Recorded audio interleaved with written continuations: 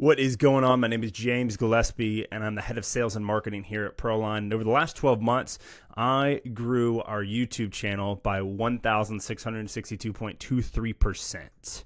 I also increased unique visitors on our website by almost 300%. We also grew Facebook by a heck of a lot. I'm just not sure the exact numbers there. And today I'm going to take some time to walk you through the exact digital marketing principles and strategies that I used to do so for ProLine.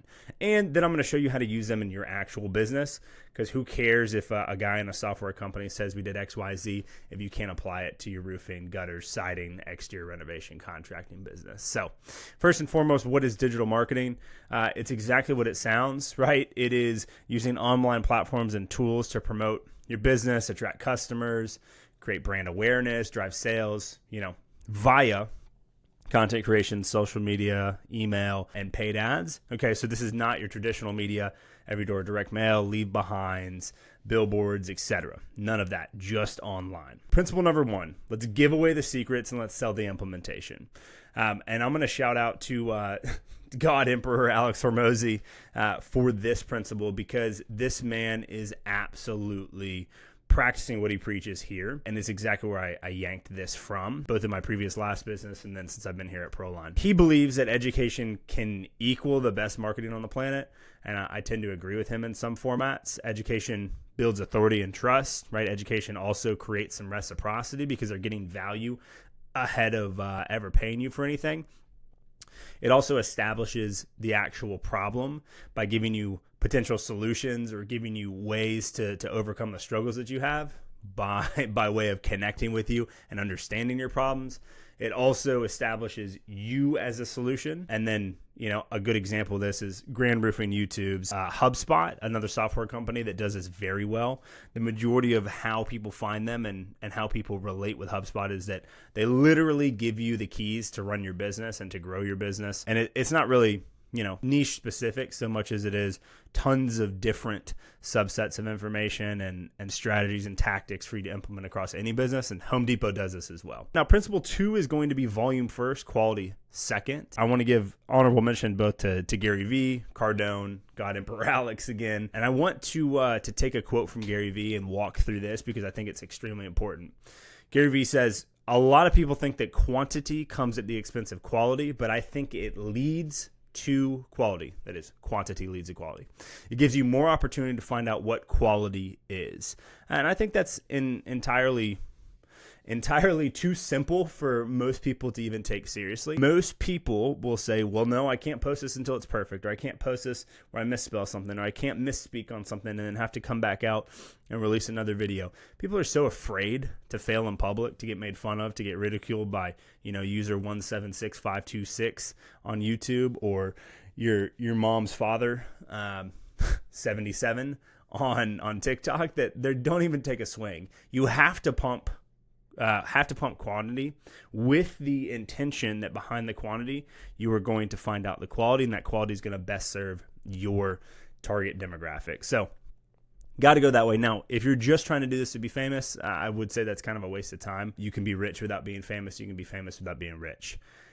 Promise. There's a lot of examples of this. So if in a business context you are trying to provide best experience to your homeowners or to your clients, to your prospects, what have you, it would behoove you to communicate with them and provide an immense amount of value before they ever pay you $1. So let's jump into this. So volume first, quality second. You absolutely will stink or suck or be terrible at digital marketing at first.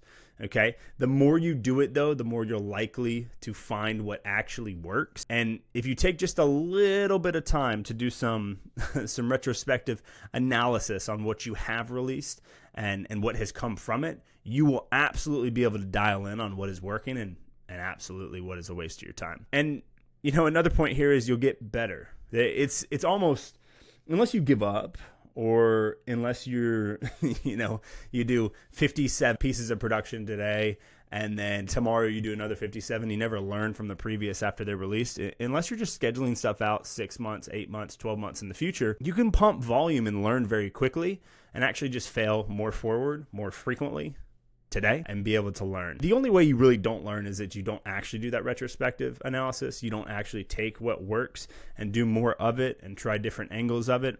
Get better if you stop trying.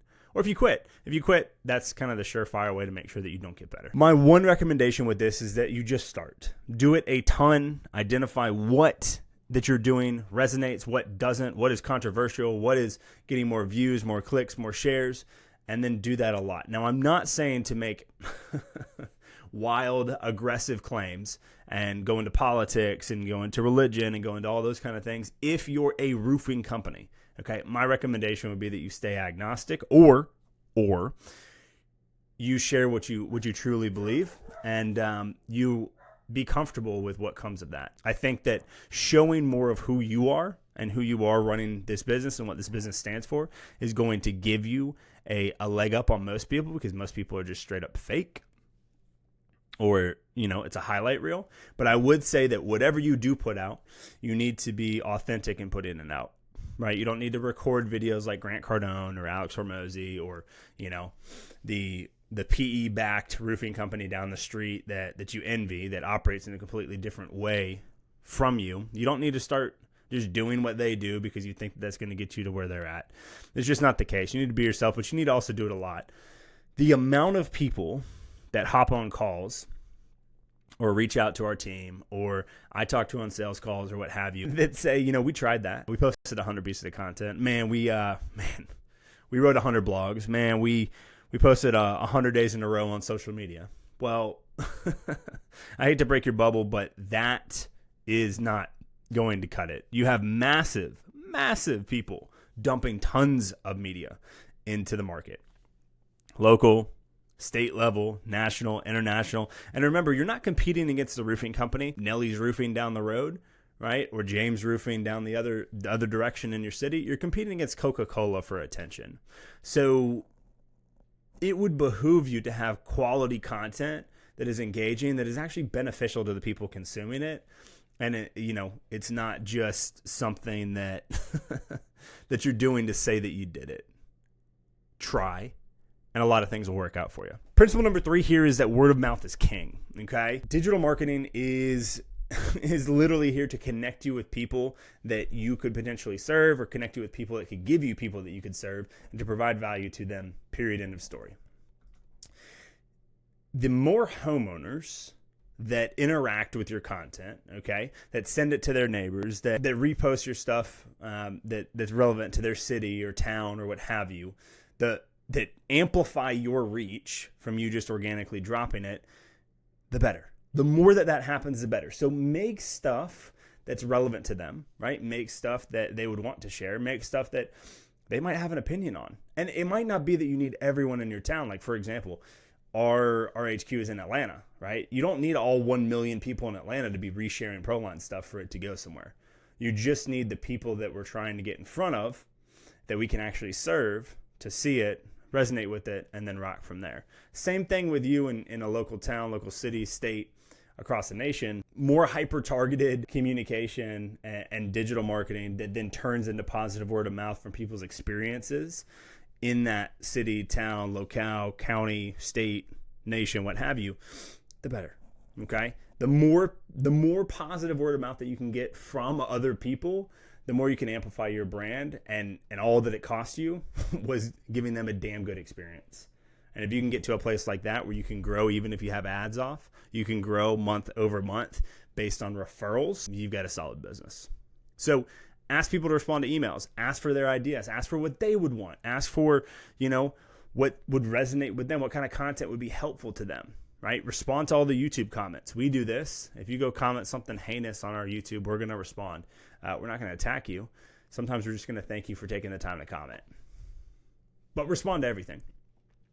Ask questions, create polls, share the comments, create content based on the questions that you get, email, DMs, on the phones, right? Maybe record your phone calls when you're interacting with prospects, and the communication back and forth, email and text around inspections and other stuff, so that you have a constant stream of questions, comments, concerns that you can address in your marketing. Because the more that you do that, the more that you put yourself in a position to succeed without having to pay more for paid media. right? Just answer the crap that everyone's asking about. You'll be much better off, right? And then also just have fun. You're going to be afraid until you do it 100,000 times. That's all right. Or maybe you're not.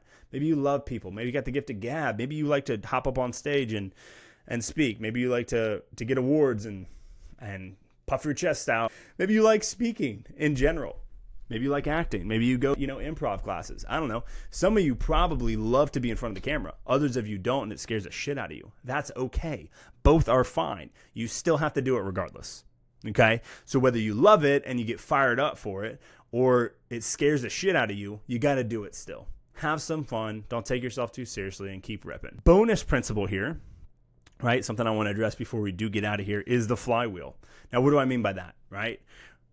What I mean is that you should repurpose anything and everything from its main source. I'm going to give you some examples here in just a second. Creating a YouTube video answering common questions. So answering a common question or common questions. Like maybe a good example of this is like, hey, when is it appropriate for me to get a roofing contractor to do an inspection? Maybe you have 9 points under there.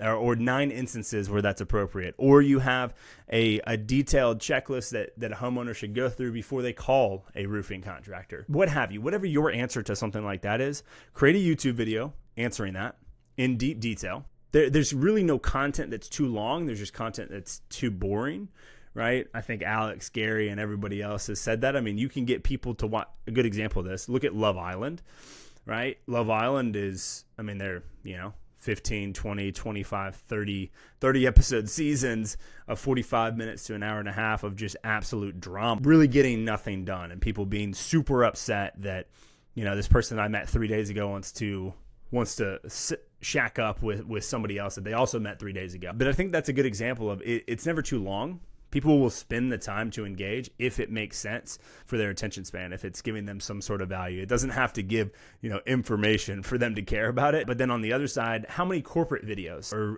when you get OJT, you get on the job training, there's videos that are recorded to go in over your role and SOPs and what have you, that they're 5 minutes a pop and you don't want to watch 3 of them. It's because they're not answering it comprehensive enough or giving you value to a high enough level where you want to keep engaging with it. So be engaging.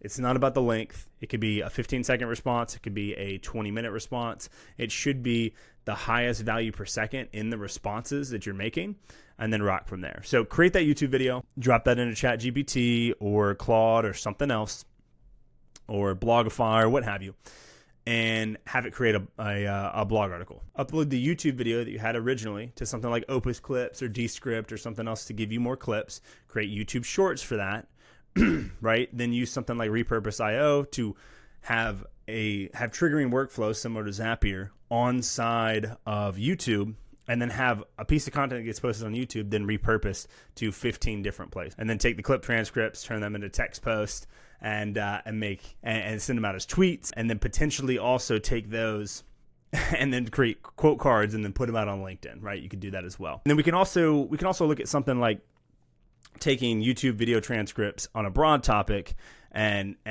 combining those with then more niche subsets of that topic and make a guide article on your website, and then link to each individual blogs for each of the videos, right, inside of your website, and make like a little tree of stuff there. You have so much capability to take one long form piece of content and then dupe it out into a ton of different things, right? That would be the way that I would approach this, in my opinion, the flywheel, as I would call it. And then also find, after doing this a handful of times, what works and what doesn't, what's beneficial, what's not, what people love, what people hate, and then do more of what provides more value, right? So what does this look like actually for roofers? You're going to do YouTube and create videos that answer common homeowner questions. You're going to respond to every comment that you can manage, okay? And unless you're, a $100 million company, you should be responding to everything. It's kind of crazy if you don't, or have someone on your team do it. Have shorts and run the long form video through Opus, right? Create shorts. Film things like the roof inspections, walkthroughs on the job site, the actual tear off and re-roof, adjuster meetings, etc. And you can blur out names and faces and what have you. You can get a little creative there. And then also perhaps you could create a podcast, and it's either something that's more targeted at the home service industry, right, around what's happening there and what someone should have knowledge of before they're using a roofing contractor, or you could do what I think would be a little bit higher and best use of your time, and that would be not like, hey, here's everything you need to know about roofing. It would be, hey, this is the Atlanta, Georgia podcast, right? And you highlight local business owners.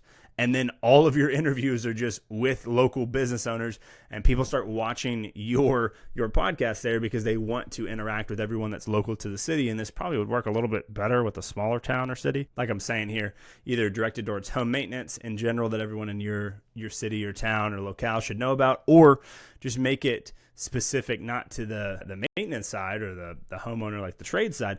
Make it towards actually with something people would watch that live in that city. On the Facebook ads, you can give away, right? We can give away maintenance tips. We can give away lead magnets, DIY repair guides. We could give away all that kind of stuff in ebook format. You can do quizzes.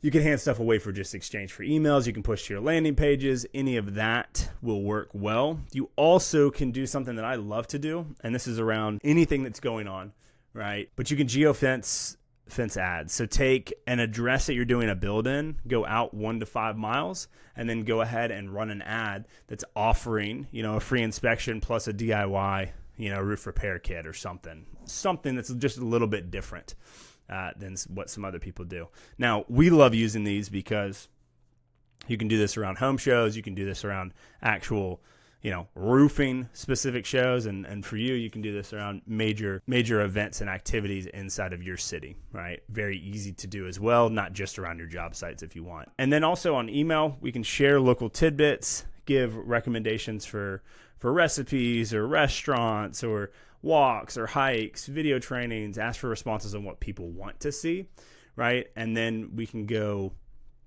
anywhere between a frequency of day over day to once a month to collect that as well. Now, the other thing that you can do, and none of this is talked about paid Google, right? We can absolutely use Google to get some high intent traffic and do some local advice, answer questions that people are asking there. We could have a blog article version of the videos. We could answer common questions to anything that we've talked about previously. We can also give some more local business recommendations and co-sign certain businesses, and or potentially also do local giveaways, right? Or one-to-one, hey, you get free pizza over here, plus you get $200 off your re-roof, right? Local event roundups, community updates, Board of Commerce, GMB. We can just start uploading a crap ton of photos after every single job, right? During the inspection, ahead of time, street view, drone shots, what have you. Respond to every single review, right? We can take a bunch of the blog articles and turn them into guides, like ebooks. And if you do all of this, right, you will have results that are probably similar to our results, right? 71,885 in 2023, views up to 1.25 million in 2024. Okay, website from 10,417 views in 2023 to 36,960, and that's with 0 paid Google. Email list from 1,683 in January of 24 to 6,840 in January of 25. And so you might be asking, hey, James, that's all cool. Tons of information. Love that. Thanks so much for taking the time to spend 20 minutes to tell me what I already think that I know that I should be doing. But where the heck do I actually start on this? Because that's a lot, right? You're going to start by accepting that you're not going to be good at first, okay? You're going to make a list of everything that you can teach homeowners about for free, right? And you want to probably pull this from what are all the concerns or objections that you get back from homeowners. Right, start the flywheel. Start with just YouTube. You just start with YouTube and start putting those out. YouTube, then into blog articles and embedding the YouTube video. Then from pushing further and further down this pipe, that front end, the actual YouTube video, the recording of these, even if they're not highly edited, that's probably the easiest thing to do to get rolling there. Right, follow up religiously with every homeowner who enters your funnel. So that's prospect, that's quote sent. That's someone that introed you with their grandma. That's everything. And then if you do that, you'll make $1 gazillion. No, seriously, if you legitimately do everything that I'm talking about here, you will make more money than you know what to do with. It is not a silver bullet. It is not the only thing that you will need to do to grow that business, because all of this is a moot point if you can't install and your workmanship is not up to par that it needs to be, so that you don't have to come back and look at warranty reruns here over and over and over. So you got to provide an actual good product on the roof. or on gutters or on siding or what have you. But if you do all the rest of this stuff, a lot of this gets easier. And then you don't need a digital marketing agency. Then you don't need someone to do your SEO for you. Then you don't need someone to build your website. Then you don't need someone to run your ads. Once you get to a certain spot in revenue, you're definitely going to want to hire other trained, very seasoned individuals to come in and take it to the next level. But before you have the money to do that, I mean, just learn this and just start. It's not about it looking like a Coca-Cola commercial. It's about you just taking the swing and doing it. So you do all this, you should make a lot of money. If there's anything that you want to see, respond back to wherever you're watching this and ask any questions or any topics that you want us to cover, and we'll kind of rock from there. Hope you have a great rest of your day, and go sell more jobs.